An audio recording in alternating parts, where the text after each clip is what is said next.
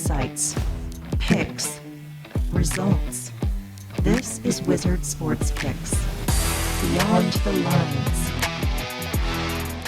Welcome to another edition of Beyond the Lines presented by Wizard Sports Picks for Sunday, April the 12th. Ian Cameron with you, and we will preview NHL and UFL on this edition of the show. We'll give you one NHL pick, one UFL pick for this Sunday edition of the show. First, though, as always, we want to remind you to get to the website, wizardsportspicks.com.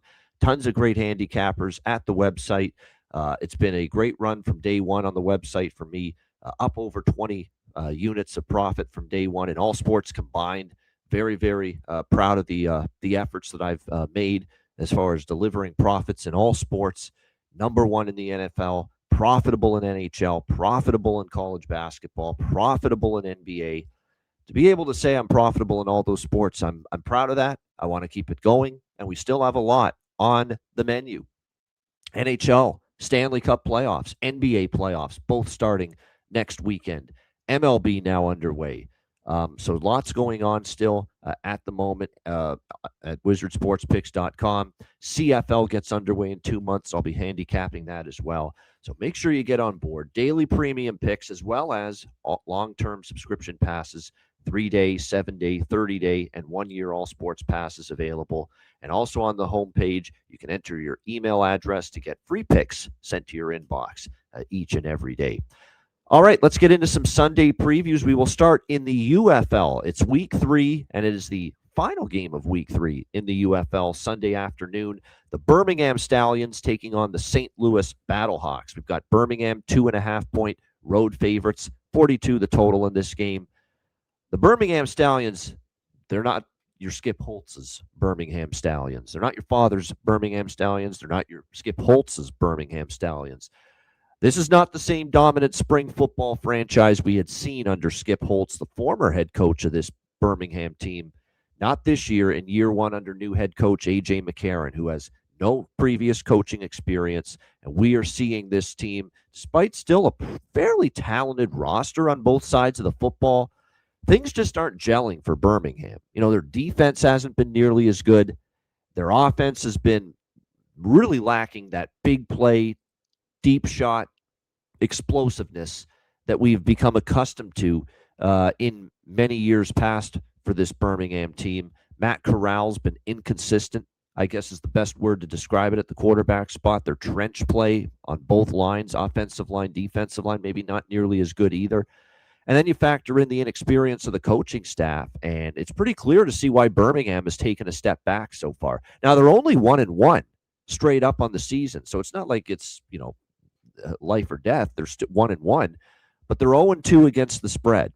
When you look at what they've done so far, they got a 2-point win in week 1 on the road against a now winless 0-3 Louisville Kings team. And then last week, as a 7.5-point road favorite, Birmingham lost outright to the Houston Gamblers, a Houston team that has turned around and lost their other 2 games aside from that win against Birmingham, getting clobbered on the road in both games by Dallas and yesterday by DC. So when you look at that and you start to see that doesn't look too good on Birmingham, what they've done so far. They lose as a big favorite to Houston, who lost every other game so far, and then they beat a winless Louisville team by 2 points. To me, I don't think this team deserves to be favored here in this game. St. Louis, they had a tough game Tuesday against Dallas, but they lost to a Dallas team that's 2-0, and it's looked like the best team so far in the UFL. Certainly the best, most explosive offense so far in the UFL. This Dallas Renegades team led by quarterback Austin Reed and head coach Rick Neuheisel's done a nice job with Dallas so far. Certainly, you don't fault St. Louis for losing that game. They hung in there, but unfortunately, it's just Dallas. A little too much offense to overcome. But now St. Louis is back home in the Dome, the Edwards Dome. Edward Jones Dome, I think is what they call it. And it's one of the stronger home field advantages in the UFL. They've always got pretty decent crowds for these home games. They've had pretty good straight up and ATS record at home over the years, St. Louis. We saw in week 1 in their previous home game that they beat the defending UFL champions, the DC Defenders, 16-10. On this field. So this is a St. Louis home field that's pretty strong. Their defense is very, very good so far from what I've seen. They're probably going to pose some problems for an inconsistent, you know, I guess you could say lacking explosiveness. It's just been a lot of intermediate passing with Birmingham. They've lacked that deep threat. And, I think St. Louis defensively can match up well here against Birmingham. And like I said, I don't know if this Birmingham defense is nearly as good as we've seen in the past. They're still solid. It's probably still a little bit ahead of the offense, but I think St. Louis at home can be able to have some success. And don't forget, Brandon Silver's the quarterback for St. Louis. He's still a work in progress, but he's got his number one target back. He returned last week from injury, Hakeem Butler. That is a big deal for this St. Louis offense to have him on the field.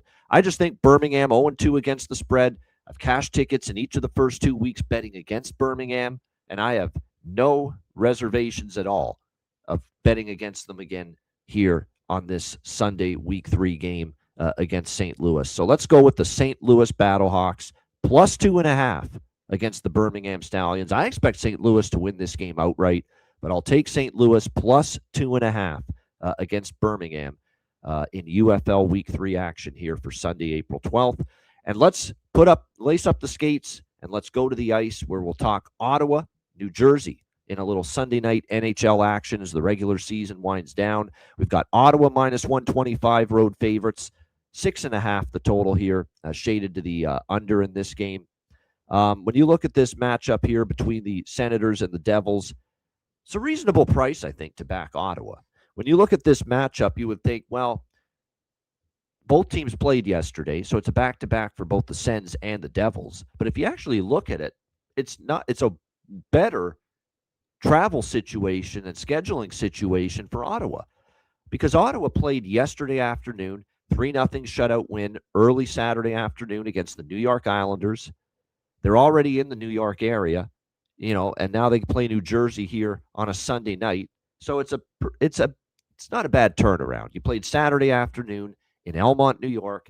Now you're playing Sunday night in New Jersey. It's actually, all things considered, not that strenuous a back-to-back.